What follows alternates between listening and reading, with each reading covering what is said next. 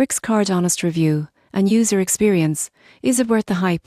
The Brex Card has been making waves as a go-to financial tool for startups and modern businesses. But is it really as revolutionary as people say? After using it for several months, here's my honest experience and what you need to know. Brex isn't your typical credit card. It's designed specifically for businesses, especially startups, e-commerce brands and tech companies. The main difference? It doesn't require a personal guarantee or affect your credit score. Instead, approval is based on your company's cash flow and financial health. That's a big relief for founders who want flexibility without personal liability. The card comes with some impressive perks. You earn points on every transaction hire for software, travel, and rider spending. Plus, rewards can be redeemed for statement credits, travel, or even crypto. I also loved how it integrates seamlessly with platforms like QuickBooks, Slack, and Rippling, making expense tracking effortless. Most people get this wrong. They think Brex is only for large startups.